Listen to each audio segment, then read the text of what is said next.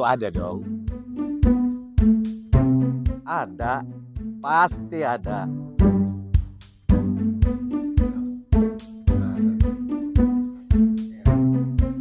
Tenang, pasti ada. Iya, betul itu.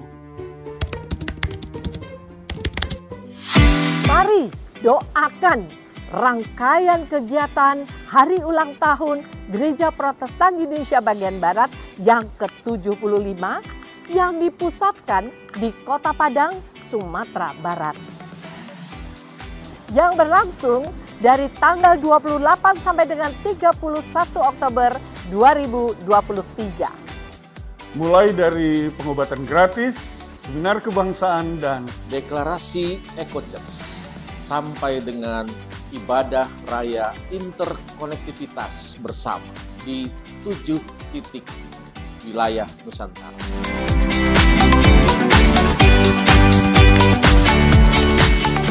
Oh, tentu tidak.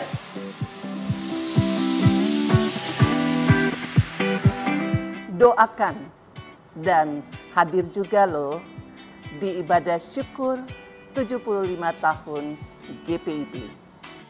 Pada tanggal 19 November 2023, pukul 14 waktu Indonesia bagian Barat, bertempat di Istora Senayan, Jakarta. Mari kita mensyukuri dengan penuh sukacita iman atas karya layan Tuhan Yesus Kristus di dalam dan melalui gerejanya GPIB selama 75 tahun. Soli Deo Gloria.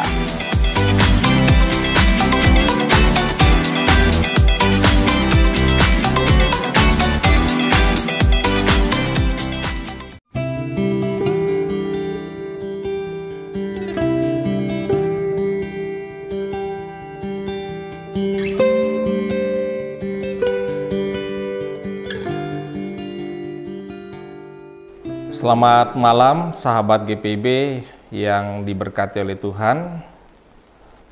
Perkenalkan, saya Pendeta Michael Taruklabi. Saat ini ditugaskan oleh Majelis Sinode sebagai pendeta jemaat di GPIB Jemaat Bahtera Kasih Makassar. Saat ini kita akan membaca dan mendengarkan firman Tuhan. Namun sebelumnya mari kita tundukkan kepala, kita berdoa. Bapa kami ada di sorga, terpujilah Engkau di tempat yang maha tinggi. Di malam hari yang indah ini, sebelum kami membaringkan kepala dan tubuh kami akan bersama mendalami kekayaan firman Tuhan. Oleh sebab itu, berkatilah pendengaran pikiran dan hati kami, agar setiap firman yang akan dibaca dan yang akan diberitakan boleh memampukan kami untuk dapat mewujud nyatakan firman ini dalam kehidupan kami setiap hari. Inilah doa kami, di dalam nama Tuhan Yesus firman yang hidup, kami telah berdoa. Amin. Sahabat GPIB yang diberkati oleh Tuhan, di malam hari ini kita bersama akan membaca bagian Alkitab yang diambil dari kitab Yehezkiel. Yehezkiel pasal 37 ayatnya yang ke-23. Yehezkiel pasal 37 ayat 23, firman Tuhan berkata begini, mereka tidak lagi menajiskan dirinya dengan berhala-berhalanya atau dewa-dewa mereka yang menjijikan, atau dengan semua pelanggaran mereka. Tetapi aku akan melepaskan mereka dari segala penyelewengan mereka, dengan mana mereka berbuat dosa, dan mentahirkan mereka, sehingga mereka akan menjadi umatku dan aku akan menjadi Allahnya. Demikianlah pembacaan Alkitab, terpujilah Kristus, haleluya. Sahabat GPIB yang dikasihi oleh Tuhan kita Yesus Kristus, sebagai seorang imam yang dipanggil sebagai nabi kepada orang-orang buangan, Nabi Yehezkiel diutus oleh Tuhan di tengah-tengah kehidupan umat Israel yang bebal. Yehezkiel menyadari betul bahwa tugas ini bukanlah hal yang mudah. Tugas yang Allah perintahkan kepada Yehezkiel tidak lain untuk mentransformasi mental kehidupan umat Israel dan mentransformasi moral umat untuk tetap setia di dalam Tuhan.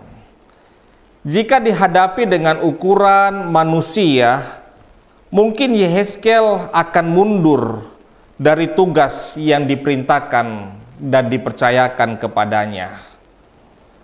Melalui Nabi Yehezkiel, Allah memakai Yehezkiel untuk mempersatukan umat yang telah terpisahkan atau tercerai-berai. Yehezkiel diperintahkan Allah menyiapkan 2 lembar papan yang tertulis nama Efraim dan Yehuda. Yehezkiel harus menggabungkan kedua papan tersebut dalam tangannya, yang berarti mereka menjadi satu dalam tangan Tuhan. Ini berarti Tuhan akan menjemput Israel dan Yehuda dari tanah pembuangan. Mereka akan menjadi umatnya dan Tuhan menjadi Allah mereka. Di tanah perjanjian itu, mereka akan dipimpin, dituntun oleh satu gembala, yaitu Daud. Mereka akan hidup menurut peraturan-peraturan Tuhan. Dan Tuhan akan mengikat mereka dengan perjanjian damai dan akan memberikan kepada mereka tempat yang layak dan baik kepada mereka. Perjanjian yang dibangun Allah kepada umat merupakan perjanjian yang mentransformasi mental hidup mereka untuk tetap setia kepada satu Allah Israel dan tidak lagi menjadi umat yang hidup dalam kenajisan dan kejijikan, dengan membuat Allah cemburu dan murka karena membuat penyembahan berhala di luar Allah yang hidup. Allah tidak menghendaki umatnya berkhianat. Sahabat GPIB yang dikasihi oleh Tuhan, melihat perjalanan kehidupan umat Allah dan berujung kepada Allah yang murka, hingga Tuhan menyerahkan Israel kepada Asyur dan membuang Yehuda ke Babel. Ini merupakan perjalanan kehidupan yang cukup memilukan. Namun oleh belas kasih Tuhan, mereka dipersatukan kembali. Betapa indah persatuan itu, karena Tuhan tidak pernah menarik kembali kasih setianya. Tuhan setia kepada perjanjiannya walau telah dilanggar habis-habisan oleh umatnya. Tuhan tetap bersedia menjadi Allah mereka dan mereka menjadi umatnya.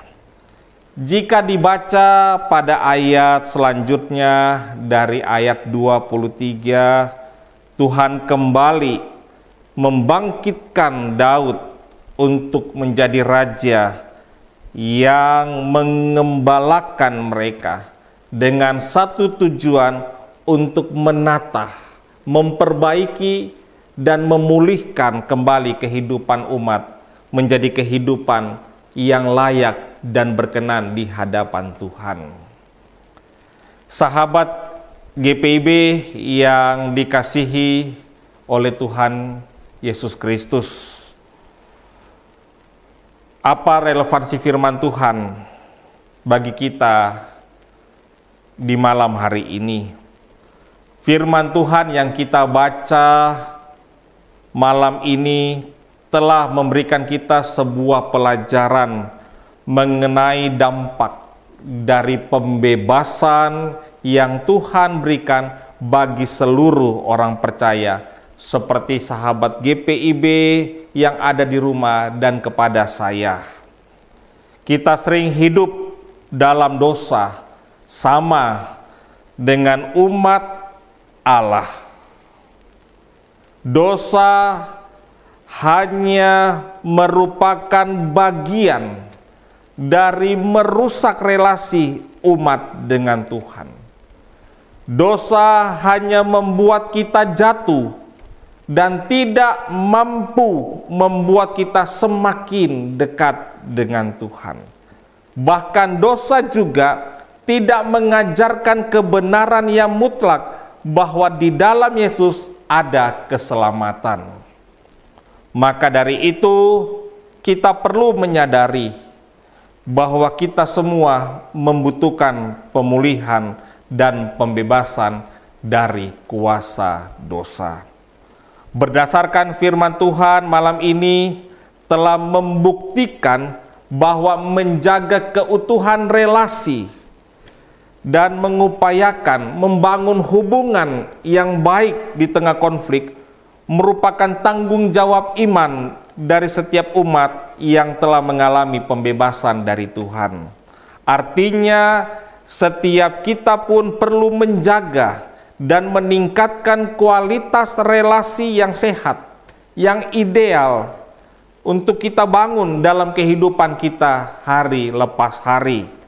Baik di rumah, di tempat kita bekerja, dalam panggilan kita, dalam pelayanan, bahkan juga dalam ruang bermasyarakat.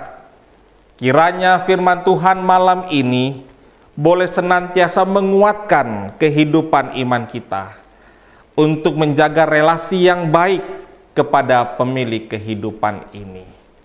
Tuhan Yesus memberkati kita. Amin.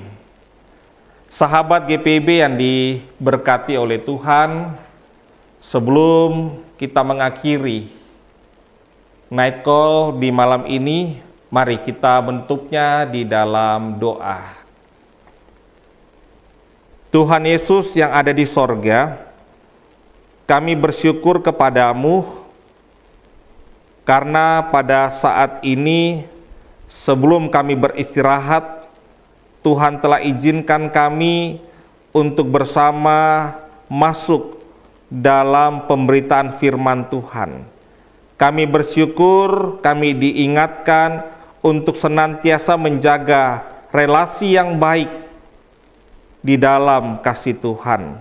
Terkadang kami gagal untuk membangun hubungan yang baik di hadapan-Mu.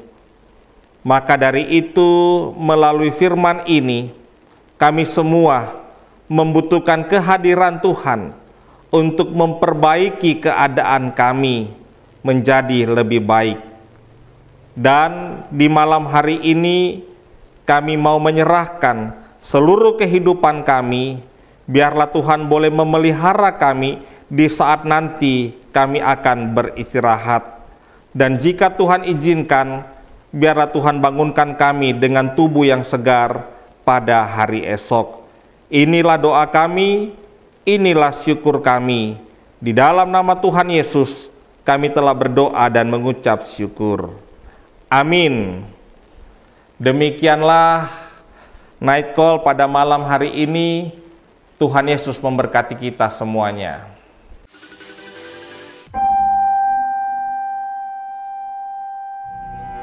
Shalom, salam sejahtera bagi kita semua. Saya Oli Dono Kambe selaku Ketua Panitia Hari Ulang Tahun GPIB ke-75 tahun. Mengajak jemaat GPIB untuk mengucap syukur kepada Tuhan Yesus Kristus yang menyertai pelayanan GPIB sejak tanggal 31 Oktober 1948 sampai dengan saat ini. Mensyukuri anugerah Tuhan, memasuki usia 75 tahun yang disebut sebagai usia berlian. Maka pelaksanaan hari ulang tahun mengangkat moto GPIB, berbinar kasih. Mari para pendeta emeritus, dan seluruh warga jemaat, kita datang dalam persekutuan ibadah raya dan ibadah syukur, di mana ibadah raya akan dilaksanakan di Kota Padang, Sumatera Barat mulai tanggal 28 sampai tanggal 31 Oktober 2023, dan ibadah syukur akan dilaksanakan pada tanggal 19 November 2023 di Istora Senayan, Jakarta. Doakan dan muliakan Tuhan dalam pelayanan, kesaksian dan persekutuan. Salam hangat GPIB di hati.